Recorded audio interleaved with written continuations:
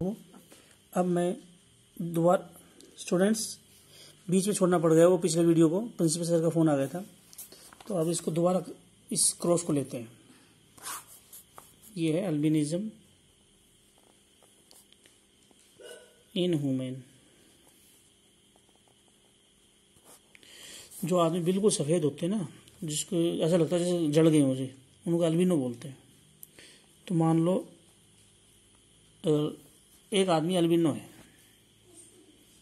और एक आदमी है नॉर्मल, उसका स्किन कलर अपने जैसा है, नॉर्मल कलर। जब इनकी शादियाँ होती है नॉर्मल आदमी आता है, लड़का लड़की जो बनता है नॉर्मल बनता है। इसका मतलब क्या हुआ?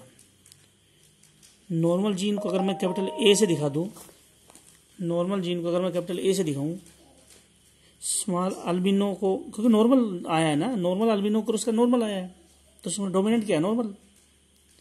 तो इसको नॉर्मल को चाहे कैपिटल ए ले लो या एन ले लो, मर्जी है। ये रिसेसिव नहीं आया तो इसको रिसेसिव लेंगे। तो बच्चे जो बनेंगे, कैसे बच्चे आएंगे ऐसे लोगों के?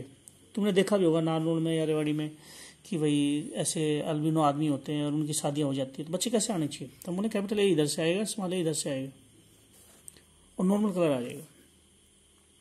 बोलोगे जी ये जो लड़का लड़की पैदा हुआ है इस कलर का, इसकी शादी ऐसे ही आदमी से हो जाए, ऐसे से अपने जैसे से हो जाए, तो बच्चे किस रेशियो में आएंगे?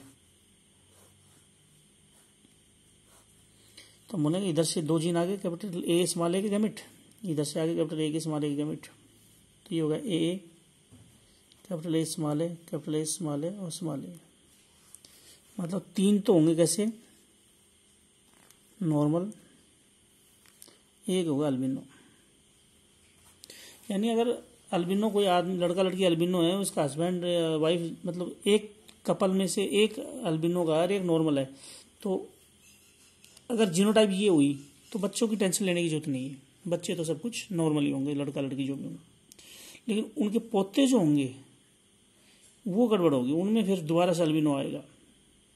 अगर ये दादा है, मतलब ये लड़का और फिर ये इसके अंदर नॉर्मल हो, फिर इसके पोते जो है उसमें आ गए ये अल्बिनो, उसका कैरेक्टरिस्टिक्स। तो अल्बिनिज्म भी एक एग्जाम्पल है। तीसरा एग्जाम्पल, सारे मेंडल वाले क्रॉस करके दिखा रहा हूँ जिसपे क्वेश्चन, ऑब्जेक्टिव क्वेश्चन, सब पे क्वेश्चन दे रखे हैं ऑब्जेक्टिव जो। तो इसलिए सारे जितने भी क्रॉस है सारे मोनोहाइब्रिड क्रॉस के एग्जाम्पल है सारे जो। और एक क्रॉस आता है, एक केमिकल है, केमिकल का नाम है फिनाइल थायोकार्बामाइड, इसको पीटीसी बोलते हैं।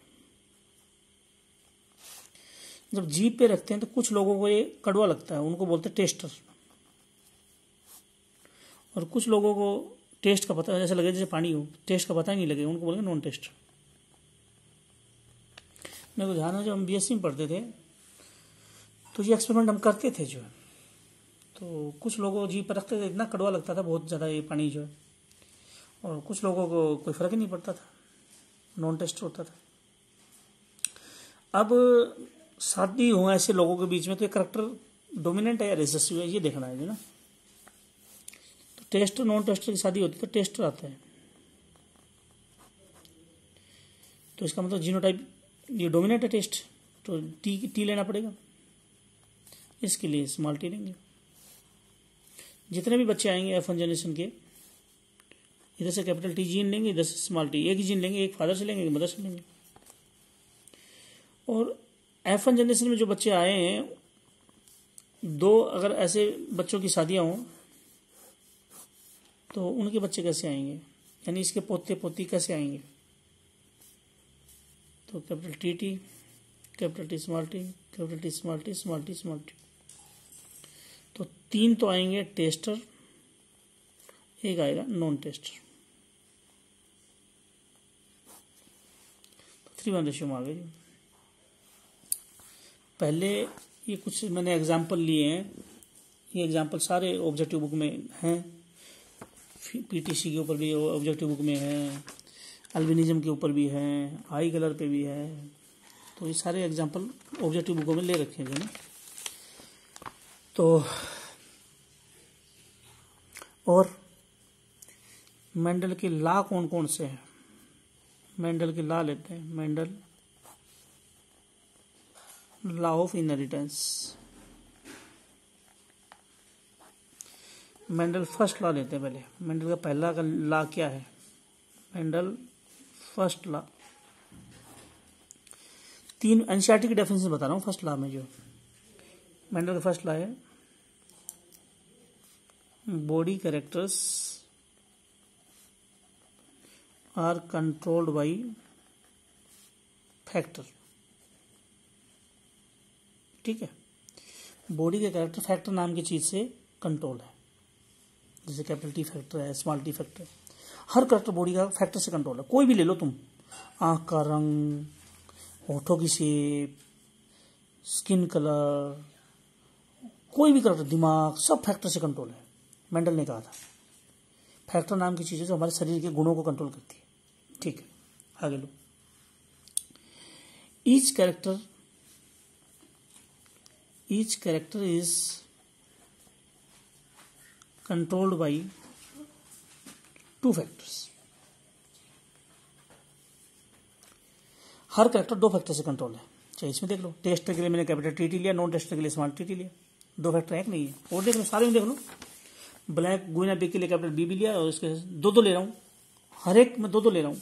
ब्राउन आई के लिए कैपिटल बी, ब्लू आई के लिए small B, albinism normal colour के लिए कैपिटल ए, स्मॉल ए। हर कैरेक्टर के लिए मैं 2 फैक्टर ले रहा हूँ। इन्फ्लेटेड बोर्ड के लिए आई, कंस्ट्रक्टेड स्मॉल आई। तो बॉडी कैरेक्टर फैक्टर से कंट्रोल है, फैक्टर पेयर में है।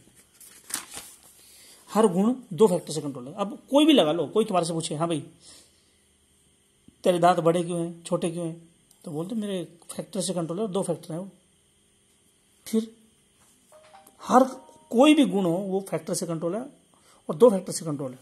चलो अगला, इफ 2 फैक्टर्स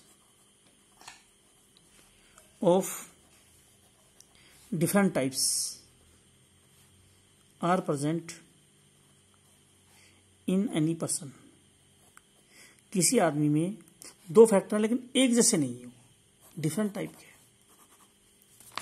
जैसे एग्जांपल के लिए कैपिटल टी स्मॉल टी, ये डिफरेंट टाइप के। Capital B small B, different type के। तो क्या होगा अगर 2 फैक्टर प्रेजेंट है किसी आदमी में डिफरेंट टाइप के, then only 1 factor show its effect. तो सिर्फ एक फैक्टर असर दिखाएगा, यानी that is other factor remain silenced, चुप रहेगा एक फैक्टर। जैसे अब सारों में ले लो, मैंने कहा टेस्टर और नॉन टेस्टर में इसके पास F1 जनरेशन वाले के पास कैपिटल टी भी था, टेस्टर का भी जी फैक्टर था और नॉन टेस्टर का भी। तो असर किसने दिखाया? टेस्टर वाला ने दिखाया, नॉन टेस्टर ने नहीं आया। चलो सारे देख लो। अल्बिनिज्म में एक आदमी के पास नॉर्मल स्किन कलर का जीन भी है और अल्बिनो का भी है। तो अल्बिनो वाला अपना असर नहीं दिखा रहा, वो व्हाइट नहीं बना पा रहा है, कैपिटल ए वाला असर दिखा रहा है। अगर मैं बोलूं ब्राउन आई अभिषेक बच्चन की थी और ब्लू आई उसकी वाइफ ऐश्वर्या राय बच्चन की थी, तो उसकी बेटी के अंदर कैपिटल बी जीन था, स्मॉल बी था। उसकी आंखें नीली क्यों नहीं हुई मेरे को भाई नहीं पता, वास्तव में उसकी आंखें बच्चे की नीली है या नहीं है। अगर नीली होंगी तो उसका रीजन दूसरा बताऊंगा मैं। जो अगर अभिषेक बच्चन की आंखें वास्तव में कैपिटल बी कलर से जीन से कंट्रोल है, इसके स्मॉल बी से, तो बच्चे में ये होगा। अगर जीनोटाइप ये हुई कैपिटल बी स्मॉल बी, तो बच्चा कैसा होगा? श्योर ब्राउन आई का होगा। जो उसकी माँ का ब्लू आई का जीन एक्सप्रेस नहीं करेगा। तो मैंने क्या बताया? बॉडी 3 बातें बताई मैंने। बॉडी का कैरेक्टर फैक्टर से कंट्रोल है, ये कैपिटल बी ए, ये सब फैक्टर से कंट्रोल है बॉडी कैरेक्टर। और हर कैरेक्टर के लिए 2 फैक्टर, देखो ये ब्राउन आई के लिए 2, ब्लू आई के लिए 2 हो गए। और 2 में अगर दोनों एक आदमी 2 फैक्टर डिफरेंट टाइप के हैं, कैपिटल बी भी है तो एक जैसे है, स्मॉल बी भी है तो एक जैसे, लेकिन डिफरेंट टाइप के हैं, एक कैपिटल बी है एक स्मॉल बी, तो असर एक दिखाएगा। ब्राउन वाला दिखाएगा या ब्लू वाला, एक दिखाएगा। और जो असर दिखाएगा उसको बोलेंगे dominant factor. The factor which show its effect is called जो फैक्टर असर दिखाएगा उसको बोलेंगे dominant factor. And the factor which doesn't show effect, अपना असर नहीं दिखाएगा, इज रिसेसिव। जो दिखा रहा है वो डोमिनेंट है, जो नहीं दिखा रहा है वो रिसेसिव फैक्टर। और इस लॉ को बोलते हैं, फर्स्ट लॉ भी बोलते हैं, दिस लॉ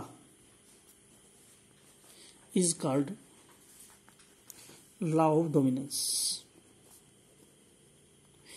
इसका एक तरीका बताता हूँ याद करने का। ये याद रखना, अपनी माँ के करैक्टर देख लो घर पे जाके और अपने बाप के करैक्टर देख लो। अगर कोई करैक्टर तुम्हारे को अपने फादर का जैसा दिख रहा है, माँ के जैसा नहीं दिख रहा, तो समझ जाना तुम्हारे अंदर फादर मदर दोनों के जीन है, लेकिन फादर वाला डोमिनेंट है, माँ वाला रिसेसिव। और अगर कोई करैक्टर तुम्हारे को अपनी माँ का दिख रहा है, बाप का नहीं दिख रहा है, तो समझ जाना वो माँ से आया है, वो डोमिनेंट है। तो जरूरी नहीं है कि फादर के जीन ही डोमिनेंट होंगे, माँ के भी असर दिखा सकते हैं, बाप के भी। जो असर दिखाएगा वो डोमिनेंट है, नहीं दिखाएगा वो रिसेसिव है। तो डोमिनेंट रिसेसिव दोनों हो सकते हैं एक पर्सन के अंदर। तो फर्स्ट लॉ था ये, इसी को हम बोलते हैं लॉ ऑफ डोमिनेंस। मेंडल का पहला लॉ था, मेंडल ने पहली बात ये बताई थी जो। अच्छा, मेंडल का सेकंड लॉ, मेंडल का ये फर्स्ट लॉ था। अब मेंडल सेकंड लॉ क्या बोलता है? बोला कि दो फैक्टर होंगे आउट ऑफ टू फैक्टर्स। इस लॉ का सेकंड लॉ का दूसरा नाम है लॉ ऑफ सेग्रीगेशन। दो फैक्टर होते हैं एक आदमी के अंदर, out of two factor in any person. किसी आदमी में दो फैक्टर है, only one factor enter in the gamete. दो में से गैमेट में एक ही जाएगा। इसको सेग्रीगेशन का मतलब होता है सेपरेशन, अलग हो जाना। दो फैक्टर होंगे तो स्पर्म और एग में सिर्फ एक जाएगा, जो इसको लॉ ऑफ सेग्रीगेशन बोलते हैं। चाहे देख लो तुम जो।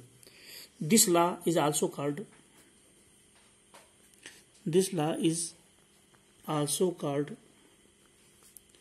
Law of purity of gamete.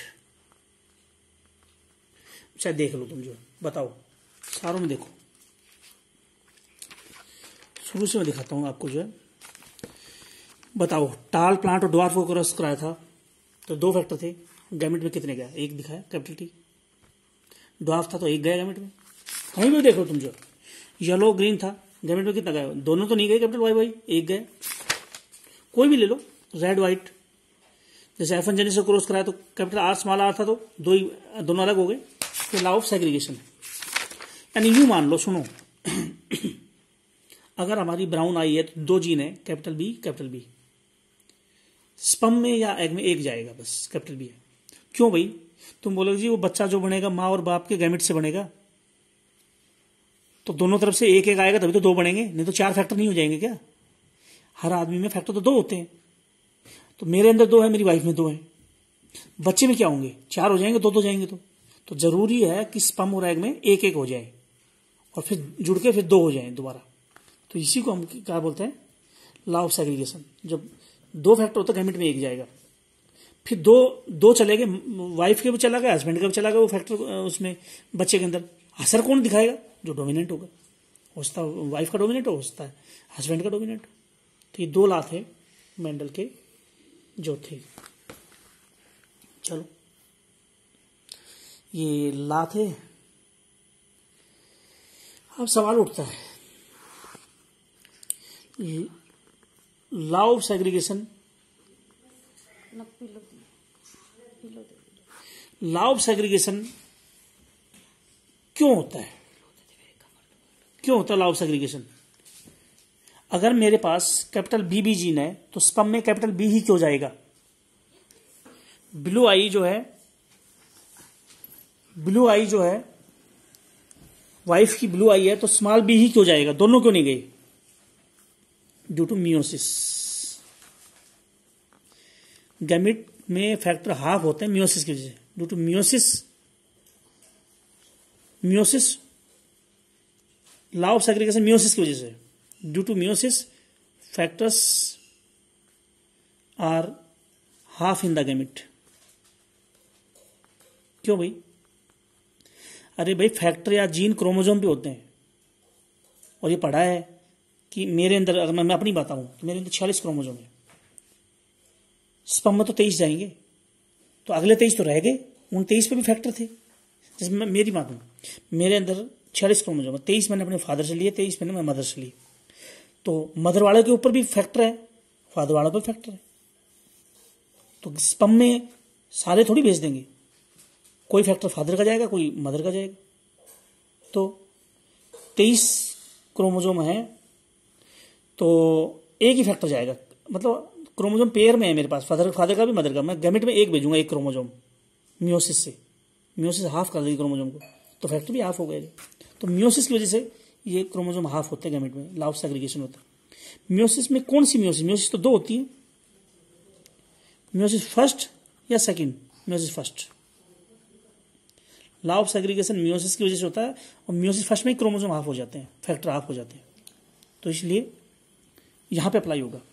तो बोलो जी मियोसिस फेज में क्रोमोजोम हाफ कौन सी स्टेज में होते थे? एनाफेज फर्स्ट में, एनाफेज फर्स्ट। मियोसिस की वजह से ही फैक्टर हाफ होते हैं, फैक्टर हाफ होते हैं मियोसिस फर्स्ट में। फैक्टर्स जो होते हैं are reduce to half in meiosis first, और एनाफेज स्टेज में, in this stage chromosome half, in this stage chromosome half. मैं ये बोल रहा हूं मेरे अंदर जितने भी क्रोमोजोम है वो आधे हो जाते हैं स्पर्म में, तो उसके ऊपर फैक्टर भी हाफ हो गए, तो लॉ ऑफ सेग्रीगेशन हो गए। तो लॉ ऑफ सेग्रीगेशन में क्रोमोजोम हाफ होने को बोलते हो, मियोसिस से होते हैं। मियोसिस फर्स्ट में क्रोमोजोम हाफ हो जाता है, इसलिए मियोसिस फर्स्ट में सेग्रीगेशन होता है, और एनाफेज फर्स्ट में होता है क्रोमोजोम हाफ, तो इसलिए यहां पे अप्लाई होगा ये लॉ ऑफ सेग्रीगेशन। चलो, लॉ ऑफ सेग्रीगेशन भी हो गया, ये भी हो गया है। और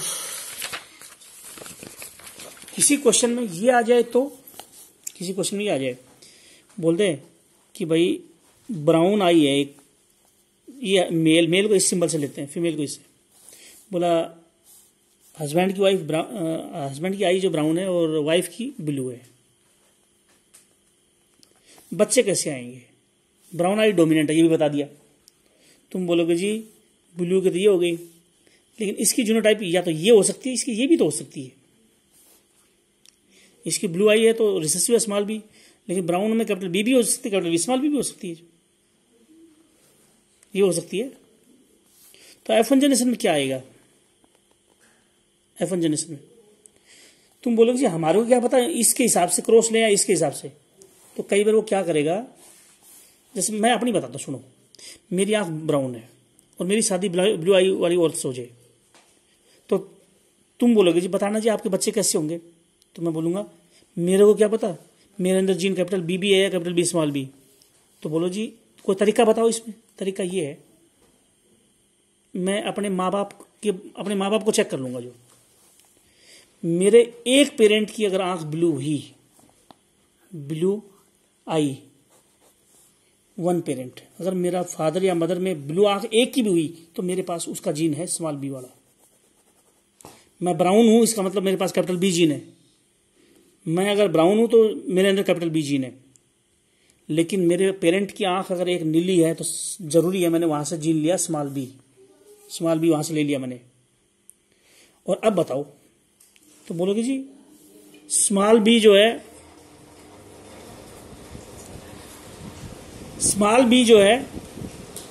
बेटा कूलर बंद कर दो, कूलर बंद करना रे, फैन ऑन कर दो। तो अब मेरी वाइफ के पास तो एक ही फैक्टर है स्मॉल बी, मेरे पास अगर मेरे माँ बाप से एक स्मॉल बी आ गया, तो अब मेरे अंदर स्पर्म 2 टाइप के हैं, कैपिटल बी के भी और स्मॉल बी के भी। तो ये अगर बच्चा हुआ तो ये नीली आंख का होगा, और ये बच्चा हुआ तो ब्राउन आई का होगा। यानी किसी क्वेश्चन में कंफ्यूजन हो जाए, कई बार कंफ्यूज करने के लिए देगा। मैं और दो एग्जांपल लेता हूं। मेरी आंख ब्राउन है, मेरी आई ब्राउन है, और वाइफ की ब्राउन आई तो ले लिए। दूसरा एग्जांपल लेते हैं, पीटीसी का भी हो गया था। मान लो मेरा स्किन कलर नॉर्मल है, नॉर्मल स्किन कलर है, और मेरी शादी अगर मान लो अल्बिनो लड़की से हो रही है, ये अल्बिनो लड़की है, मेरे बच्चे कैसे होंगे? जो अल्बिनो होंगे नॉर्मल? तुम बोले जी आपकी जीन बताओ क्या है। मैं बोला मेरा जीन हो सकता है कि कैपिटल ए हो, और होता है कैपिटल ए स्मॉल ए हो। बोले जी कैसे पता लगाएं आपके पास स्मॉल ए है या नहीं है? उसका एक ही तरीका है, मेरे पेरेंट के पास जाना पड़ेगा जो, और मेरे पेरेंट्स में अगर एक भी पेरेंट्स अल्बिनो हुआ, मेरा एक भी पेरेंट अल्बिनो हुआ, तो मेरे अंदर जीन कैपिटल ए नहीं है। एक पेरेंट से कैपिटल ए आया है, मैं नॉर्मल हूं, लेकिन दूसरे पेरेंट से स्मॉल ए आएगा। और अल्बिनो वाइफ है तो स्मॉल ए। अब बच्चे बताओ किस क्या आएंगे? तो ये हो गए कैपिटल ए और स्मॉल ए के, तो हो गए मेरे स्पर्म, एग हो गए स्मॉल ए के। ये जुड़ेंगे कैपिटल ए स्मॉल ए, या ये जुड़ेंगे, तो एक बच्चा आएगा कैसा? अल्बिनो का, और एक बच्चा आएगा नॉर्मल। यानी मैं क्वेश्चन में ये इसलिए करा रहा हूं बार बार सोल्व, कि बुक में दे रखे हैं कि एक डोमिनेंट करेक्टर ले ले, एक रिसेसिव, और बोले बताओ रिजल्ट क्या आएगा। अब तुम्हारे को ये नहीं पता कि जो डोमिनेंट है उसमें दोनों डोमिनेंट है या एक डोमिनेंट एक रिसेसिव है। तुम्हारे को ये नहीं पता कि ये दोनों डोमिनेंट है या एक डोमिनेंट रिसेसिव है। इस क्वेश्चन को सोल्व करने के लिए वो अगर वो आपके पेरेंट की बात करने लग जाए कि भाई पेरेंट ऐसा है, तो समझ जाना वो बताना चाह रहा है कि रिसेसिव जीन पेरेंट से आया है, रिसेसिव जीन पेरेंट से आया है, और वो नॉर्मल है तो डोमिनेंट जीन तो है उसके पास, और उसका रिसेसिव से क्रॉस होगा तो रेशियो 1:1 आएगी जो।